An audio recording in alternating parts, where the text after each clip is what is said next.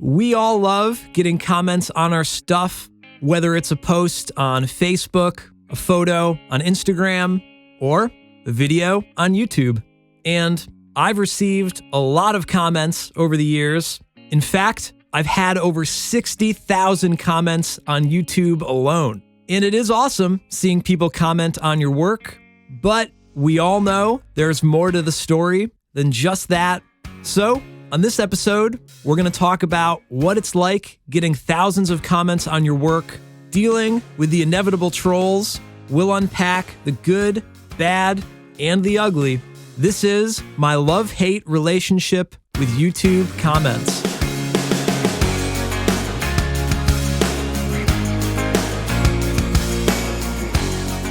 Welcome to the Royish Good Looks podcast, episode number 9. My name is Roy, and thank you for joining me. I've been saying my goal with this show is to help inspire other creators and to try and pass on what I've learned, the things that have worked for me, the things that haven't worked for me. And I have to say, even through just the handful of episodes we've made so far, I'm learning a lot about myself. It's actually been kind of a therapeutic process to reflect on all of these stories, where I've come from versus where I am now. And of course, I think I've still got a lot of work left to do, but I have already come so far. So if you're listening and you're feeling like, man, I got to do better, I got to up my game, or you're comparing where you are with somebody else, well, that's kind of the catch. There's always going to be more work to do, another level to unlock. Even if you're looking up to someone else, they're doing the same thing as you, setting their sights on the future. There's always going to be that next step. But don't forget to stop and reflect on how far you've come, the progress that you've made. That's really what this show is all about. Telling these stories. I'm not here to brag. I'm not here to yell at you. I'm just trying to appreciate the process of being a creator. It's not something that happens overnight. It's a commitment and something you kind of have to work towards. So doing the show, so far it's been helpful to me, and I hope it's been helpful for you too. And if it has, let me know in the comments or leave a review wherever you're listening. I'd love to hear from you. And of course, if you want to help support what I'm doing here through the show or my music, consider joining my Patreon at patreon.com/RoyishGoodLooks. Thank you if you're already a patron, and whether or not you sign up or comment below, thank you for listening today. I appreciate it, and let's get on with the show. So what's the deal with YouTube comments? This is going to be hard to sum up in one simple statement. That's why we're doing a whole episode on it. But to kick things off, to me, at the core, YouTube comments are like fuel. I've said it on the show before. One of the biggest things that stinks about being a creator is whenever you feel like you're shouting into a void. When you post something and you don't get any feedback, no comments, no shares, maybe you don't even get a like, and that sucks. When your intention is to get a message out there and connect with other people, to not get any kind of feedback is just the worst. And to me, that's like running out of fuel. So for that very reason, I'll comment on other channels' videos every now and then. If someone's making an awesome video, I'll tell them. It's so easy to jump in the comments and say, this video was awesome. I loved XYZ thing about it, and leave that positive feedback. Obviously, you don't want to lie or be disingenuous with your comments, but if you can find a way to lift up another creator, why wouldn't you? One of my best buds, Brendan, who is a musician and a creator himself, was telling me the other day, when he sees his friends post about their art or their business, something they're trying to build or promote, he always tries to leave a comment. Even if there isn't already a conversation going, he'll chime in and say, hey, this is cool, great work. And his thought process is, maybe leaving that one comment will inspire someone else to leave a comment too, and the cycle will continue. Plus, it's just a nice thing to do. I think that mantra is awesome, and we should all pay it forward like that. It's so simple, it doesn't cost a thing, and it's going to help fuel someone's dreams. The rest of this episode, it's going to have a few different angles between positivity and negativity, and is going to get a little bit more specific to my own personal experience. But on a whole, if you take anything away from this episode, I think this is the most important thing, that we should use comments to support our friends and be kind to creators. I'm sure if you're listening to this, you're probably already a kind person, but I think it's easy to forget how personal it is for creators to share their work and put themselves out there, and how much of a role that getting feedback actually plays. So you, as a fan or a subscriber or even just a friend in someone's feed, you've got a lot of power and influence on creators just by choosing to leave a comment or not. So let's get down to specifics and talk about my thoughts on my main YouTube channel, Royish Good Looks. So for those that don't know, YouTube has an awesome app called Creator Studio. And if you have a channel, you can log in and it shows you all of the stats for your channel and for your videos. And it has a handy little tab for all of the comments. You can see every comment on your channel or videos just back to back in a feed. I usually check the comments about once a day or every other day. Every now and then, I'll go a few days in between checking. It just kind of depends on how busy I've been. But I do try to read through all of the comments. So even if it has been a few days, I'll scroll back through to the last time I checked, and I know where I left off because I thumbs up all of the comments. So I get a little blue thumbs up on each comment, unless it's a mean one, and then I'll thumbs down it. Either way, I get to see wherever I left off, where the blue thumbs start and stop. Although I don't always see replies to comments, like threaded comments. And this actually kind of stinks. The Creator app doesn't do as good of a job of cataloging or notifying you of replies on threads versus just new comments in general. So if I reply to you and then you write back, I probably won't see it through the Creator app. I might see it if I'm logged in on the website on a computer, but I'm not always logged in there. But either way, I'm checking a lot of the comments because I want to see what people are saying. Now, obviously, this podcast is on Royish Good Looks 2, not the main Royish Good Looks channel. And I have a few different YouTube channels to begin with. But I have to say that I'm most excited to see new comments on this podcast more than anything else. And I'm not just saying that so you'll leave a comment down below, even though that would be awesome. It's more about the latest thing that you've posted is obviously going to be the thing you're most excited about. That's the thing you're putting all your energy into. And with this podcast, it's a totally new format for me. So I got to see if it's working, you know? Of course, I love seeing comments on older videos too.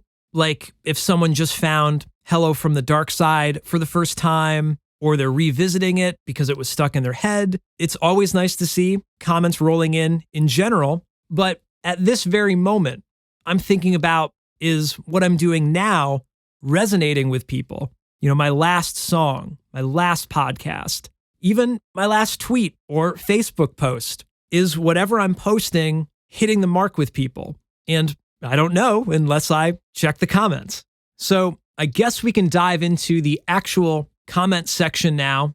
There are a lot of different types of comments I get, and a lot of different type of people that make comments too. Number one, there are the true supporters, the people that love everything that you do. They say things like, "Yay, a new video. This is your best song yet." They're stoked that there's more stuff from their favorite creator, and they're very encouraging. everything is kumbaya. Obviously, these are my favorite types of comments, the positive ones, right? These are like rocket fuel. It makes it all worth doing for that one person to say that they like your thing. It's awesome. I appreciate it, and I will keep up the good work. Then number 2, there are the fans that like what you do, but they also want to give you advice or the "this is how it should have ended" type of comment. They'll say something nice, but then add things like, "You should have said this lyric instead of that lyric," or "this song is okay, but it's not as good as your other songs," or "you misspelled Wookiee. There's 2 E's." Well, thank you for the comment. I know these comments mean well, but it's usually just kind of odd to read them. It's a compliment and also a complaint, or I guess more like a suggestion. But since the video is already out, there's nothing I can do. So it is what it is. That's the work of art that I made. And I get a lot of these. It's kind of like fan fiction for YouTube, I guess. Maybe not so much in regards to spelling errors, but the creative suggestions. Someone wanting to change the lyrics to your song.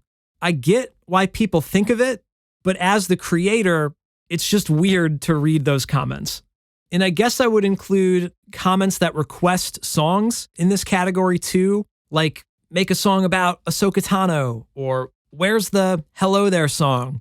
It's really cool to see that people want to hear more songs and that they're giving you ideas. It's obviously a compliment, and I do keep track of pretty much every song request that comes in, but I mentioned it in the How I Write Star Wars Songs episode. I'm only going to write a song if it makes sense to me. So I know it seems like a great idea. Do this song, Roy. But if you like what I do, then just let me do what I do.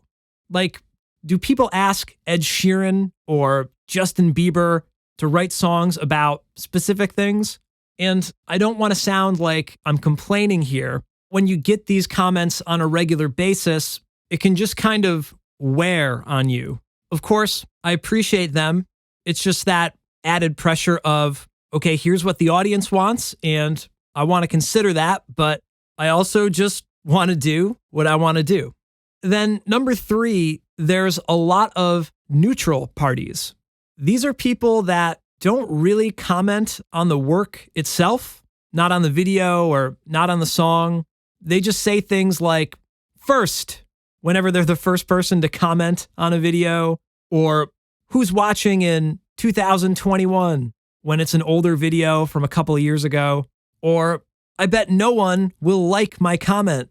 They're just totally random comments, but lots of people do it. Then number 4, there are what I like to call the comedian commenters.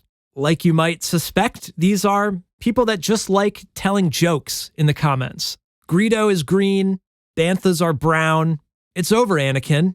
I have the high ground. I'm not even kidding. People will literally post silly things like that, or there might be several accounts whose usernames are characters from the movies, and they'll almost role play with each other in the comments. Again, they're not talking about the video itself. They're just people there to have fun, the comedians. And finally, number 5 is, of course, the haters. They don't need much of an introduction. I think we can all imagine what a hater is, but they can come in a few different shapes and sizes too. In general, they leave comments that are only negative. They aren't funny. They don't make you feel good. They aren't there to support you. They just want to be a hater. The funny thing is, YouTube doesn't care if the comment is a super fan or a hater. They'll just see people commenting on your video, and that engagement is actually a good thing. Even if you only have negative comments, it's not going to be fun to read, but at least your video is probably growing. I feel like the Rebecca Black Friday video is a perfect example of that. Not the most positive of feedback on your art, but the video was a huge success.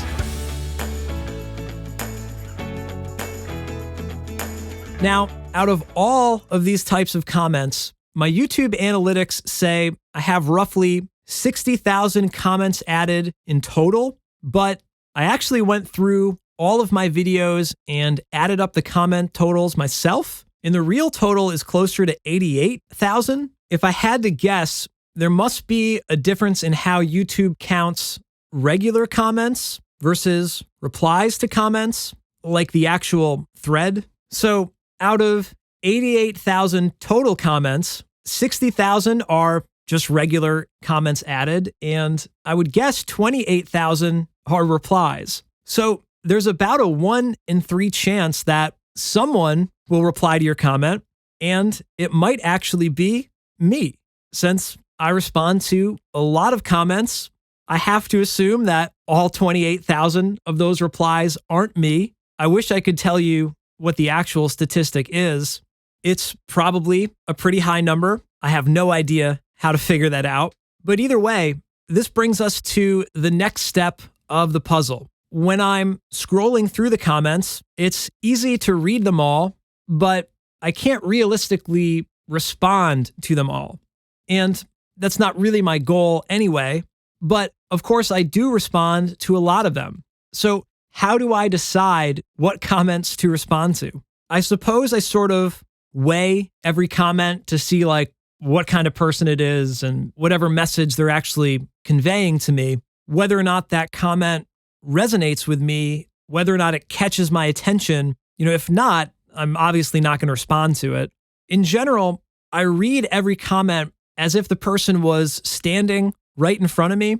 It's not this random comment. It's not like gossip behind my back. It's a public post, and it's literally posted as part of the thing that I made. It's on display with the video itself, with the song itself. So I take them pretty seriously. In a way, it's kind of like a review for my business. So my response will obviously depend on what kind of comment it is. When someone says something really nice about a song, I always try to at least write thank you, just like you'd say thank you in person, right? It's no different than if you were just out and about and someone gave you a compliment, you say thanks.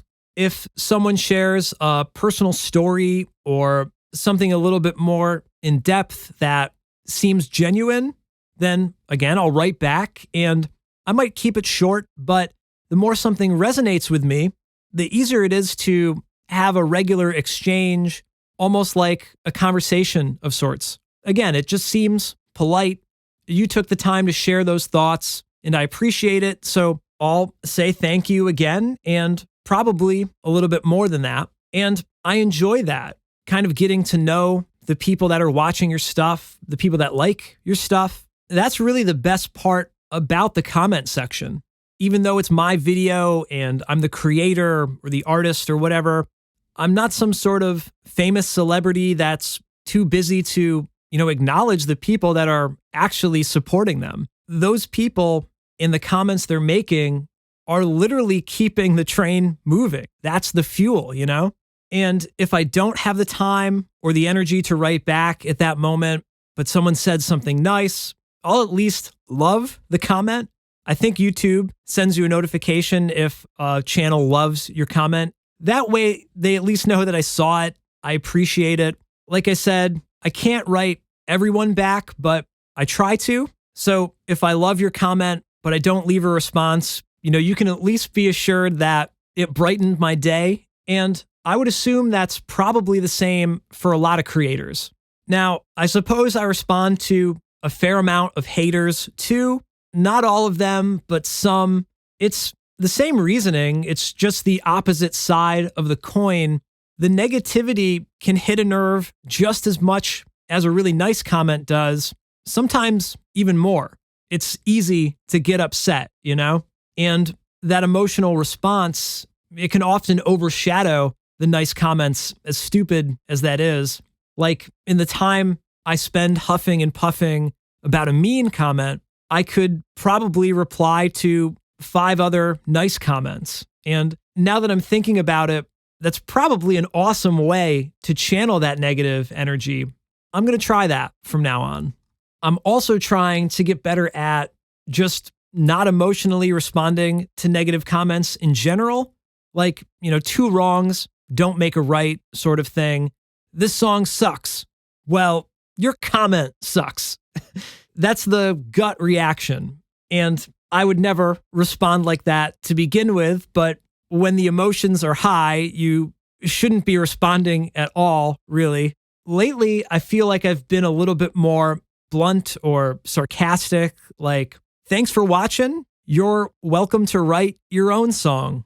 It's just hard to not respond when someone basically attacks your art.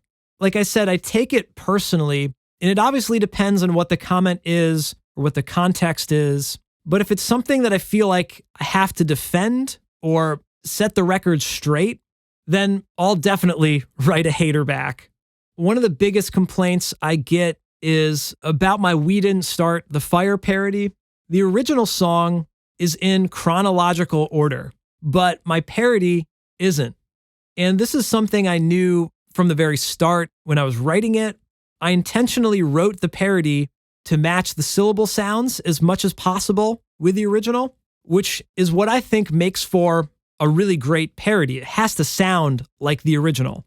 Doing that, making it sound like the original, and also keeping it in the order of appearance, like prequel trilogy, original trilogy, sequels, it would have been a nightmare to try and match the rhyme scheme and keep everything in order. Writing that parody was already really difficult to begin with. You might think it's easy to just name a bunch of stuff in Star Wars, but I promise you, it's a lot more work than it sounds like. There's a lot of people that don't realize this, and they seem to get bent out of shape over the song not being in chronological order. And they let me know that they don't like the song and that I screwed it up and the Billy Joel police are coming for me. And that drives me nuts. And I feel like I have to explain why I wrote it the way I did, which is stupid and I should just let it go. But hopefully you can understand why it's so irritating to get comments like that over and over again. Like, you messed up this thing. Well, no, I had a plan. You just didn't like how I did it. I guess this is how Rian Johnson feels after all the Last Jedi backlash, and it sucks. But aside from defending myself, other times, yeah, you read a negative comment and you're like, what is this person thinking? There's too much to deal with here. They're obviously having a bad day, or, there's just too much drama involved with this, and you just ignore it. Even if it's something you disagree with or it ticks you off, you don't want to feed the trolls, as they say. But I'd be lying if I said they aren't really tough to ignore, especially when you think, well, I can explain this. And I guess that's the trick with comments. It's easy to take them personally, but you, as the artist, or, me in this case, I give the comment value. And the thing is, I don't have to respond to anyone. I mean, I don't have to read the comments at all. I do want to know what people are saying, though. So it's kind of like Schrodinger's cat or Pandora's box or something. As soon as you log in and check, it's not all going to be high praise. There will inevitably be some comments that you would have rather not seen. So you either have to straight up ignore them or just not put too much stock in them, take them with a grain of salt and say, hey, I'm making this stuff regardless of what people think. You can't please everyone. You can't work 24/7, and you've got to give yourself that room to breathe and not take it too seriously. Because I can't stop people from having their own opinions. That's just what comes with the territory of posting on YouTube and allowing comments. You can turn the comment section off if you want, even though I would never do that. But that's sort of where the problem is. The platform where they're voicing their opinion is directly connected with the original artwork. Last episode, I talked about my first YouTube channel, and I found articles and Reddit posts that were about the videos I was making, and some of the comments were bummer comments, but they weren't on the video itself. They weren't like pushed right in front of my face. So in that case, it was a little less intrusive to me personally. I didn't even see them right away. So it's not quite as awkward as comments right on the video. Regardless, it does get easier the more that time goes on. At the end of the day, you just have to zoom out and remember why you're making the things you're making. You're not doing it to please those haters. You're doing it for you. And you're doing it for the people that truly appreciate you and your art. And that's all that matters. And maybe one day you'll inspire somebody else because you were brave enough to weather the storm of the YouTube comment section, and the world will be all the better for it. So with all that, leave me a comment and some positive feedback if you're watching on YouTube. Leave a review if you're listening on any podcast platforms. And if you've been enjoying the show and you really want to help out and show your support, join my Patreon page at patreon.com/RoyishGoodLooks. Or check the link in the description. Patrons get all sorts of awesome perks every month, like Q&A, Ask Me Anything threads that I'll answer here on the show or over on Patreon. New song downloads as they're released, plus bonus tracks every month. This month's bonus track is Galaxy Far, Far Away, the acoustic version. I will review your art, your music, your YouTube channel, or whatever you make and give you my personal one-on-one feedback. And you can even get your name in the credits of new podcasts and new videos on YouTube. If any of that sounds good to you, sign up at patreon.com/RoyishGoodLooks. Follow me on Facebook, Instagram, Twitter, even TikTok at RoyishGoodLooks. Join our private Facebook group called Royish Good Looks. And of course, share the podcast with your friends, post it in your feeds, and tag me. Either way, thanks for listening, and I'll talk to you in the next episode. Take care.